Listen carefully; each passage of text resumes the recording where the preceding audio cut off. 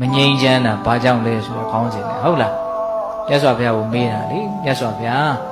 လောကမှာရှိတဲ့နတ်တွေလူတွေဟာငြိမ်းငြိမ်းချမ်းချမ်းဘေးကင်းရန်ကင်းချမ်းချမ်းသာသာနေလိုကြပါလေကဲနဲ့မငြိမ်းမချမ်းဘေးရန်မကင်းမရှင်းကြောက်ကြောက်လန့်လန့်နေကြရတာဘာကြောင့်လို့အဲ့ဒီမှာမြတ်စွာဘုရားဘာကြောင့်လို့ဟောတော့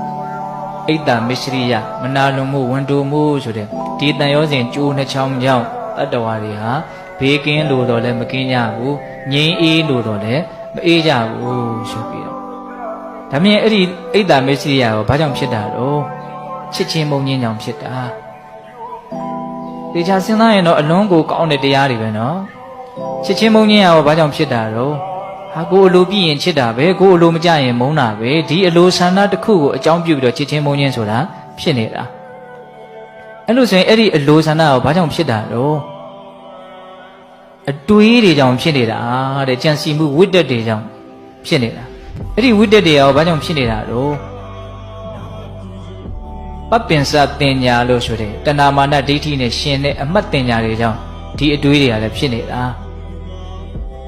အဲ့လိုမြတ်စွာဘုရားဟောပြီးတော့နော်မှီဝဲတဲ့တရားမမှီဝဲတဲ့တရားမမှီဝဲတဲ့နာတွေကိုရှောင်ပြီးတော့မှီဝဲတဲ့နာတွေကိုစောင့်ပြီးတော့သတိပဋ္ဌာန်တရားကိုပွားများမယ်ဆိုလို့ရှိရင်ချမ်းသာလိမ့်မယ်ဆိုပြီးတော့အဲ့လိုမြတ်စွာဘုရားဟောတာအဲ့ဒီသုတ်တန်လဲနာလဲပြီးရောသောတာပန်ဖြစ်တယ်အဲ့ဒါမြတ်စွာဘုရားတရားကိုနာပြီးတော့သောတာပန်ဖြစ်နော်သောတာပန်ဖြစ်ပြီးတော့အဲ့ဒီနားရင်သေပြီးတော့တရားအသစ်ပြန်ဖြစ်တယ်တဲ့ဘယ်သူမှမသိလိုက်ဘူးအဲ့ဒါမြတ်စွာဘုရားနဲ့တရား